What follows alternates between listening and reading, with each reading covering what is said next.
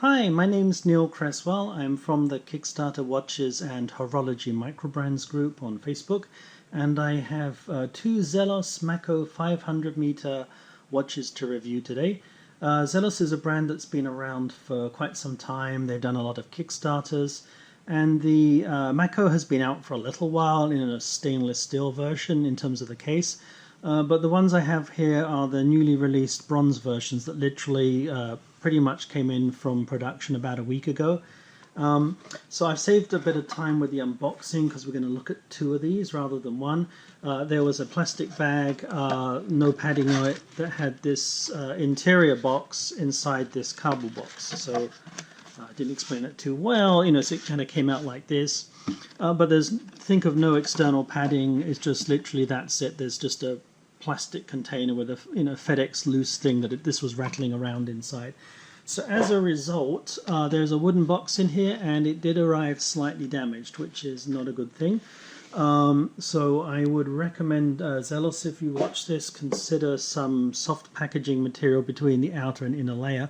Damage isn't too extreme, but you can see here what would have been otherwise a passable wooden box has damage on the bottom and a few other places, but I think this corner must have been banged up a little bit, and with no protection, just a thin piece of cardboard, that pretty much was it. So it's not the end of the world, because although this is a nice looking wooden box, it does come with, inside the box is I've taken it out already, but you open it up and you get this travel roll inside, and this is a nice travel roll. So what you're really after is this anyway, not the box. So the finishing on the box isn't that great. You can see it's very rough here. They didn't do anything, they just chiseled that out or cut it out roughly. So it's not going to be a box. I mean, if you're going to give it as a present or something, I would be a bit unhappy about the back here. But you're not really after the box. It's just a nice feature, nice to have. You're not going to probably keep it in the box. We'll put it in a watch case or wear it on your wrist. So this is probably going to go away into storage with the outer cardboard container, I would expect, just in case you need to return your watch for service. Don't throw it away. And what you really like is this, because you can actually travel this, put 3 or 4 watches in it. So this is nice to have, and I have to really applaud Zelos for doing something like this. I know a number of other brands do too, but the ones that just send you a watch in a box that it's nice to actually have a case you can use, a roll that you can put in your suitcase or somewhere. So the outside feels kind of a little bit plasticky, so it's probably PU leather, not real leather. Of course, I could be wrong there, but I'm willing to place a small bet on that. And the inside is soft material, kind of a suede feel to it. And it's also got an inner lining that's also suede as well, that's sewn onto the outside. So the outside's probably somewhat waterproof apart from the stitching and the gaps. Inside is soft, which is what you want for your watches. So a soft cover over the top. This will be perfect for going on a trip somewhere, throw it in your case.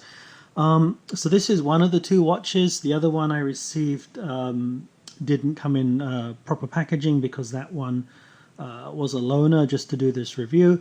But this one here is one I purchased, so I can actually, this is the real thing that I have here. So you obviously get a spring bar tool, which is good for changing straps, because the watch itself doesn't have drilled lugs or anything that makes that particularly easy. But it's nice to get a spring bar tool. That's a big plus when you get more than one strap. It's nice to actually get the tools to use with it. You get a warranty card. I actually have 2 in here, one for the loaner. A nice Zelos thing. It's solid metal, not plastic. So it's kind of a nice feature. And then you've got the serial number. These are limited editions out of 150 each. The date that it was issued, and the seller, if Zelos might be selling through a retailer, or they might be selling direct. So you obviously want to keep your card, keep the box, put them to one side, and probably you'll use this travel roll if you don't have one already. Definitely a very convenient item. So the watches themselves come with 2 straps each. They come with a rubber strap, which is not usually the prettiest thing out there because it's rubber, but it's very convenient for diving. I recognize this strap. It's one from Gekota, so I can put the link up on the screen here, so you can actually, if you want to get that for any reason, buy a spare one or just interested in it. So it's got an interesting pattern on it, but I'm never particularly attracted to rubber straps. They're not the prettiest of things. So it's a very flexible strap, fairly sturdy. I actually have this exact strap on another watch and it's holding up fine, so I don't have any issues with the strap. And then this is a nice sign buckle with a Zelos. It looks very shallowly printed or slightly engraved on there, but there's just a Zelos where the Tang meets the buckle. So that's one strap. The other strap you get is a leather strap, and this is also, I recognize this, and I also have this one too. This one is also from Gekota. So it's a genuine leather, so not a high-end leather, that's the lowest grade of real leather. But nevertheless, it's very flexible. Where you bend it, it will probably mark a little bit, which actually adds to the flavor of it. You know, it's going to probably develop some kind of a wear pattern, which I actually think is kind of nice. It's going to look like a vintage strap of some type.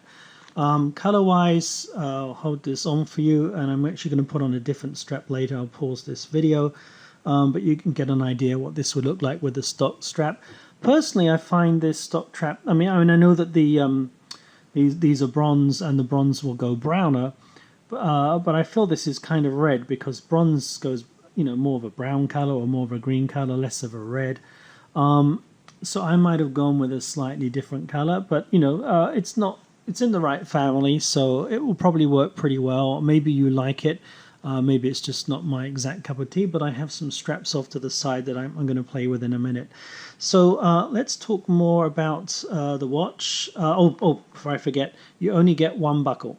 So if you're going to want to change the strap to the leather one, not only do you have to just obviously change the strap where it attaches at the lugs, but you're going to have to take the buckle off using the same spring bar tool and put it on the other strap instead.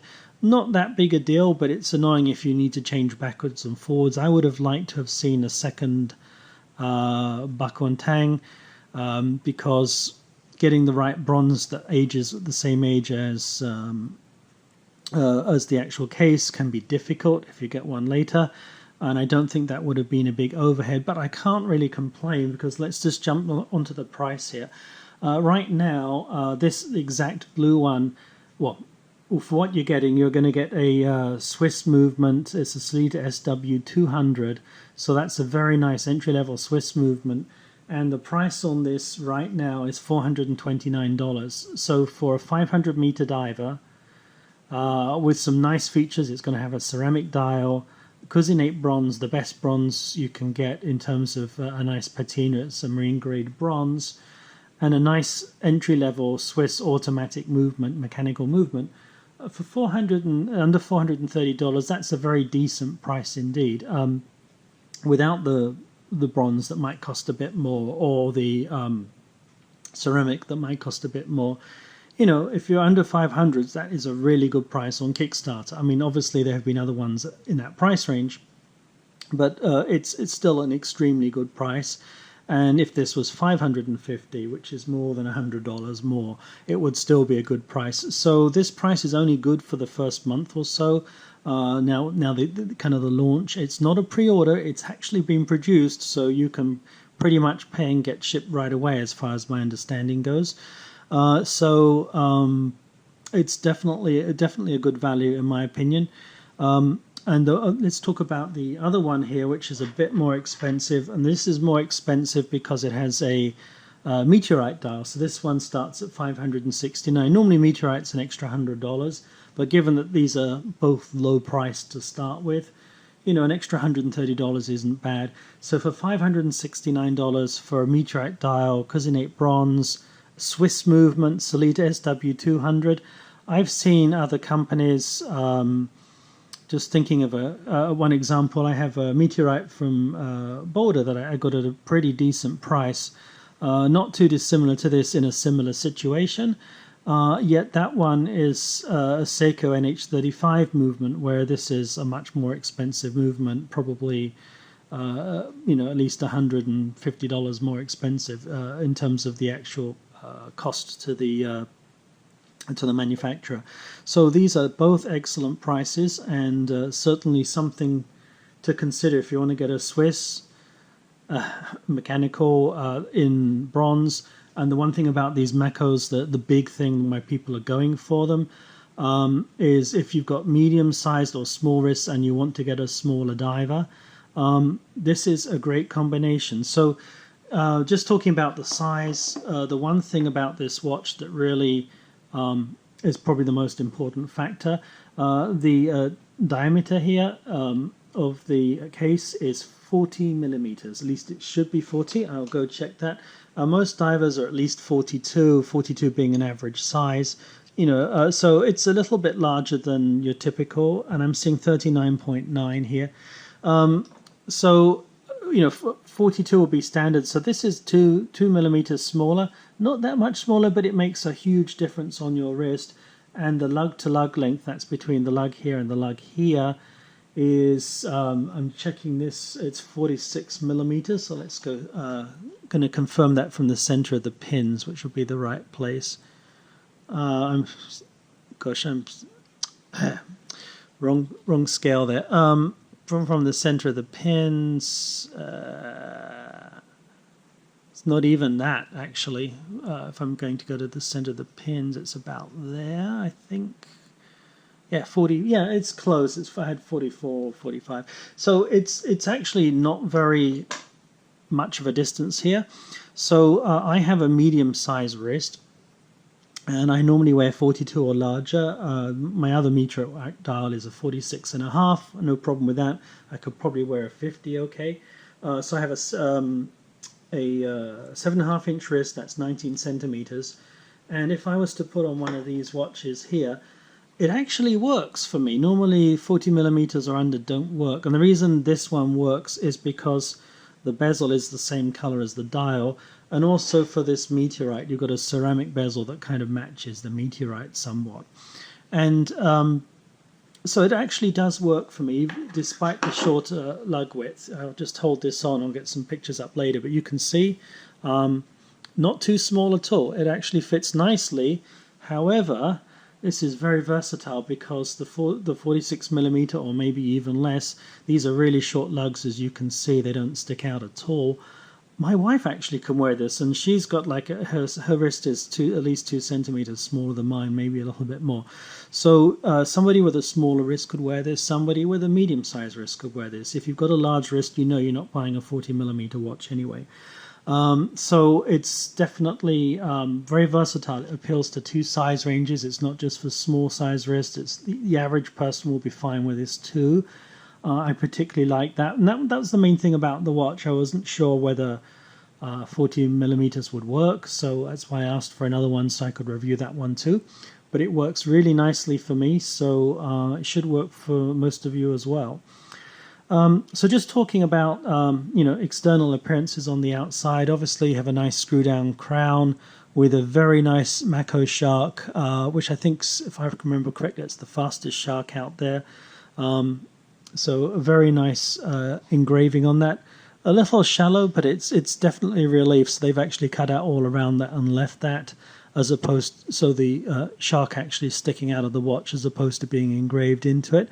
So that's a very nice touch. I don't tend to focus too much on the back, but it's nice to have. Take it off, take a look at it. That's certainly very enjoyable. So let's point out the things I don't like on this watch, because overall I do like it on a different strap, which I'll switch to and do a second half of this review. There's a number of things I really like, but there's a few things I don't. So I'll just mention those very briefly. I've already played with this a bit. The screw down crown here, it works great. You pull out the first stop position, adjust the date. Second stop position, it hacks. All the things you'd expect. Very smooth, nice screw down. It's very small. It's also recessed. It's got some protection here. I'm used to small watches, maybe dress watches with small ones, but they're with small crowns. But then you can easily get in there. I can grip it, I can turn it. It's a little bit awkward to wind because there's not much of a grip. I actually found that not quite frustrating, but borderline. If it had been any smaller, any tighter to wind, I would have had an issue with that. So if you have small fingers, that's fine. I don't have particularly fat fingers. I work in an office. I'm not thick-skinned. I'm very thin-skinned, and my fingers are probably fairly average for a guy. So overall, I do find that a little bit small. So not a showstopper, just pointing out things I don't particularly like about this, so you can weigh it up if you're looking at another watch. And the other thing I didn't like, I do like the fact that the crown has no play, no feedback whatsoever. It's a really well done crown. You can turn it to exactly to what point you want, but there's absolutely no grip on this coinage. I can just about get my nail inside, but it's not sticking out. It's recessed on the crown here. Can you see that that's recessed? So this bezel is recessed with the rest of the case being wider than the bezel all the way around. So that makes it very hard to grip. It's not a particularly tall crown. I'm finding it difficult to grip, and I'm having to press down, pinch. You can see the mark on my finger there. I shouldn't have to do that. So that is something, if I was to have a sweaty hand, I'd slip. If I was wearing gloves, this probably wouldn't be very possible, maybe, if they were like leather gloves. If I was in the water, I really wouldn't be using this. I'm just doing a second rotation. Yeah, definitely it's awkward to set and reset compared to elsewhere. However, it doesn't jog. It has no play. So in many respects, it's a very nice bezel action. No complaints about that at all. But in terms of the design, I do like to have an overhanging bezel sticking out from the rest of the case. So two small minor gotchas, neither of them showstoppers. And then we look at the actual watch itself. It's got some very gorgeous features, which more than make up for that in my book. First one might sound minor, but having a date at 6 o'clock is a huge plus. It makes it much more balanced if you're going to look at the Loom shots. I'll put one up here in a minute. Definitely more balanced when you have the date at 3 or 4. Doesn't look good at all. And in fact, a lot of my divers, I like them without dates because I tend to use them at night time, tell the time in the dark, that kind of thing. And it just bugs me when I get the gap. It's unbalanced on the right there. So having that at the bottom, I really like. They've actually got the color correct for the watch. So I don't know if you can see, looks like it's a blue background to the number 30. It's the 30th day. And on this one, it's a black background. So they've actually color coordinated the date window, which is nice. So some other nice features. It sounds obvious, but having individual minute markers the entire way around the dial, if you are going to use this as a timer, it actually makes it much easier to count and tell the time, and rather than just the first 15 minutes having minute markers. I actually like that as a feature. It's almost like a pro level in terms of features. But the one thing I've avoided to last, because it's probably so obvious, this is a Sunburst dial. I didn't actually expect it to be Sunburst. There's a blue pattern, which I'll put up on the screen as it won't show too well here in the office at night time. A white patterned patterning on the dial. You can never see all of it. You have to turn it to different angles to see some of it, and you have to get pretty close, and I don't think zooming in here will give you that pattern. You'll probably pick up on it a little bit. There are lots of very, very fine white lines. It's almost like guilloche. Very, very nice patterning, and that's what made me fall in love with this one when I saw it online. Some renders of what this would look like. I just knew this was going to be a gorgeous watch, and I'm not at all disappointed in the look. Doesn't look the best on this strap, as I mentioned, so I'll probably cut over to a different strap shortly. But that gives you an idea about that. And then getting back to the loom itself, there's two types of loom on this watch, C3 and BGW9 loom, so it's very well loomed. So I believe you get the entire I'm going to take a night picture to make sure you're going to get the entire bezel being loomed, not just the main indices on the watch and the hands, but even the crown is loomed, and that's a nice touch with Zelos. So at night time, that's quite something.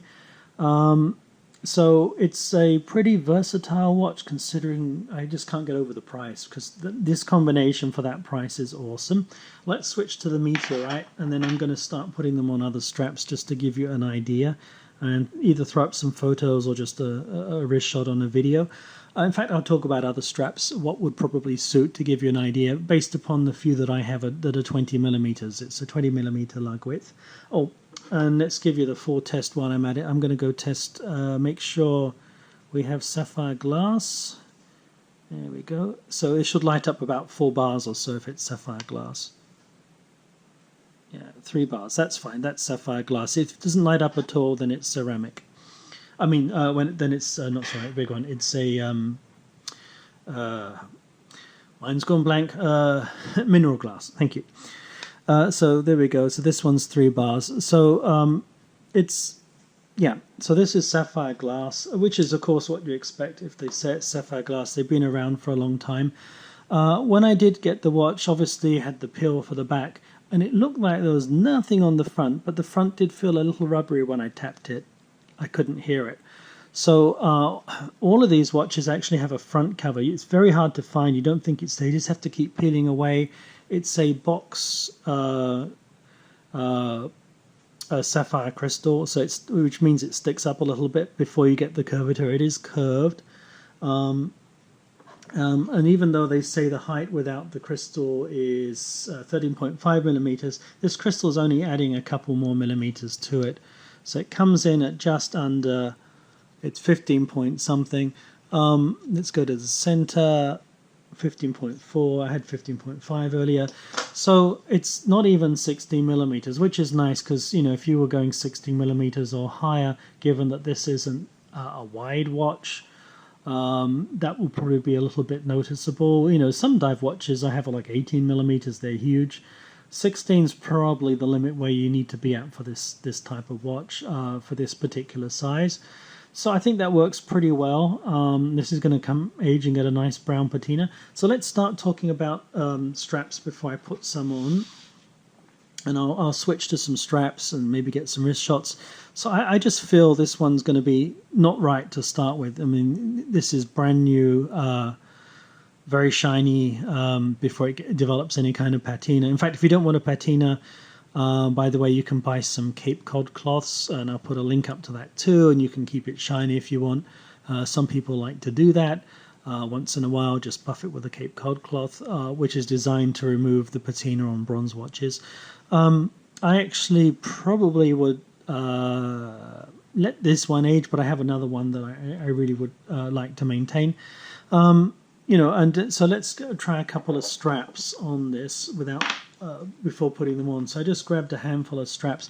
First thing I'm going to say is you're going to want to use this buckle and change it. So if you are going to get something like a NATO strap, either buy one with bronze hardware, which are hard to find. Again, I'll put another link up for one side that I know that sells some, or buy one with these more traditional keepers made from the same material as the strap. So that way all you need to do is just change the buckle at the end and swap that over, so you could actually use this just by switching. I really can't stress this enough. Would have liked to have seen a second buckle and tang, particularly as this is bronze, less so if it's stainless steel because things are easier to come by. But given that it's bronze and I might want to put it on a NATO one day and a strap the other, sure, I can change the buckle each time, but it's just one less thing to worry about. So I was looking at colors for... didn't even talk about this one, did we? So the Meteorite has a very nice black color to it, which will probably look black indoors right now. And it can be kind of a charcoal black, not pure black, but you get the right angle or the right amount of light on it. And then it's a very metallic silvery color, lots of straight lines, kind of striations on it. That's very common for Meteorite. So it's actually got a nice texture to it. It looks different at different angles in different lights. So this is actually a fun dial too. Both of these are fun. They're not just flat or plain dials. You could be looking at this and enjoying that, turning your wrist at different angles. And the same for this one, not just the sunburst effect, but trying to work out what that patterning is doing with the very thin white lines that are not exactly straight or wavy, and just trying to work it out. They kind of look a bit like a circuit board. So two very interesting features of the watch, and with the sapphire glass, of course, makes it very robust, and the ceramic dial is also going to be a pretty good option. If you don't want the ceramic dial, you want to show off a bronze dial instead that's a solid bronze, that is an option for the Meteorite. I don't think it's an option for the blue, and they have a number of other dials and combinations as well, so that they have a fair amount that you can actually have an entirely bronze bezel if you prefer as well. I actually don't think that works well on this watch, given the size, so that's why I'm preferring the ceramic, as I mentioned, and that makes it a lot more versatile. My wife loves this and wants to take it away from me. We'll see about that, and I can wear it too, so it's not often we can be not exactly fighting, but trying to grab the same watch. That's a pretty rare event. So I already mentioned about the keepers. This style of strap, a Bond NATO might go well with a black, but it's kind of hard to put alongside. But what I found is that don't go and do a dress strap. It never works on a diver, right? And don't do a black strap either. So here's a black Stingray strap, which I got off of another watch. And you'd think black would go because of the bezel, but it doesn't quite go with the dial. The dial is kind of a charcoal, more of a very dark grey rather than actually a black colour. So if you have, ignore the what's on the end of this, but I actually kind of think this one goes pretty well myself, which is the one I'm going to be trying. So it's a grey Stingray strap, and if you turn the dial into different angles, different positions, it should pick up pretty nicely, I think. So we'll try that, and maybe I'll get an outdoor shot tomorrow. It actually goes really well, so I'm looking forward to trying that one. That will be my combo for that. And for this one, I know it came with this kind of redder coloured strap, which really doesn't quite go. I have another red one which is actually just as bad, I think. This is also gear-coated, but it's the same strap but textured, so you can see it's the same company, same imprint and everything. Definitely the same company. But I actually thinking about trying this for now until this darkens up. I might do a light suede colour. So I got a suede strap. I think that will go. Kind of hard to tell. Or if it doesn't go too well, I've got some other straps that I could try out as well. But we'll see. We'll put this one on. We'll take a look. There is one gotcha which you do need to be aware of when using third-party straps. And it's quite a big gotcha, so let me point that out to you. The lug width, as I mentioned, is very short. That means that the strap is very close to the case. There's no gap. The lugs aren't descending down. So what that means is where you have the hole for the spring bar on your strap, if it's more than 1 millimeter or 2, your strap is not going to fit. It won't go in far enough towards the case. And I have some gorgeous custom straps, and the custom ones are all usually much thicker. One of them's 7 millimeters, which is no good, but 3 or 4 millimeters because the strap's 3 or 4 millimeters thick. So in other words, you can't really wear a thick strap that's folded over. You're going to have to be careful and get a strap where the hole is right at the very end. So that is a limiting factor to keep in mind. I don't think, again, that's a showstopper. You just have to be aware when you're buying straps. It's not too heavy a watch. I don't think you need to have the very thick straps on it. Something like this, which is probably looking at that under 3 millimeters, I'm guessing. Let's find out. Oh, I was wrong. It's closer to 4 millimeters. Yeah, 3.7. So something that's 4mm is probably your limit if it folds over for less than 4. It all depends on the construction of the strap. So having no play there is not a concern, but something if you're going to order a strap you need to check. Maybe send the strap company a message and explain you know how, if you can ask that, or I can recommend a few that I can find. If these straps work, then I could certainly recommend. This one was a Gekota one, so if this works, I'll put this one up too. And obviously, you'll have absolutely no trouble with a NATO strap, so that will be my fallback option for one of these watches. So I'll switch over to get on another strap. We'll take a look, and then we'll probably call it a night. Hope this was a good introduction to you. Overall, excellent value. Loved the watch. Few things I didn't like, mainly to do with the size of the crown and the fact that the bezel is recessed, making it hard to grip. And you don't have much of a play here for changing to your own strap. But the trade-off for that is it's a much shorter lug-to-lug width, so you could actually wear this on a small wrist, which I think is reasonable because most of these divers are larger, and Zelos are clearly going after the smaller sized watches here. So I'll switch over, and then thank you for watching.